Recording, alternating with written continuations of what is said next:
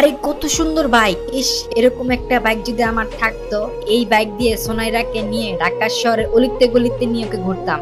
সুনাইরা হচ্ছে প্রিমিসের গার্লফ্রেন্ড, আর সুনাইরা বাইক অনেক পছন্দ করে। প্রিমিস যেহেতু সুনাইরাকে অনেক ভালোবাসে, সে তার বেতনের টাকা থেকে যখনই কিছু টাকা বাঁচাতে পারে সুনাইরার জন্য গিফট কিনে নিয়ে আসে। প্রিমিস মনে করে সুনাইরা তার পাশে সারা জীবন থাকবে। সুনাইরা প্রিমিসকে অনেক ভালোবাসে, এটাও সে মনে করে।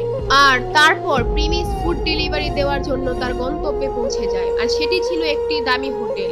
হোটেলের ভিতর যখনই রুমে নক করে, আর তখন ভিতর থেকে দরজা খুলে দেয় একটি মেয়ে। সেই মেয়েটি আর কেউ নয়, সেটি ছিল প্রিমিসের গার্লফ্রেন্ড সুনাইরা। আরে সোনাইরা, তুমি এখানে কি করতেছো? তোমার সকাল থেকে মেসেজ দিতাছি, ফোন দিতাছি, কোনো রিপ্লাই নাই। আচ্ছা ওয়েট, তুমি কি খাবার অর্ডার দিছো? আর তুমি হোটেলে কি করতেছো তোমার বাসা রাইখা?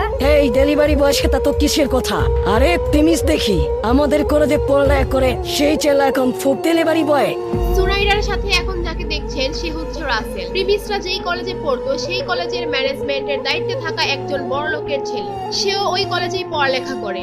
সোনাইরা, তুমি এখানে কি করতেছো ওর সাথে? তুমি আমার মেসেজে রিপ্লাই দিচ্ছ না, ফোন ধরতেছো না, আর এখন তুমি এখানে বসে আছো ওর সাথে। সুনাইরার তখন আর কিছু লুকানোর থাকে না, তাই সুনাইরা বলে, তোর সাথে আমার ব্রেকআপ। তোর মতো ফকুন্নির ছেলেদের সাথে ওদিন রিলেশন করছিস, এটা তোর ভাগ্য।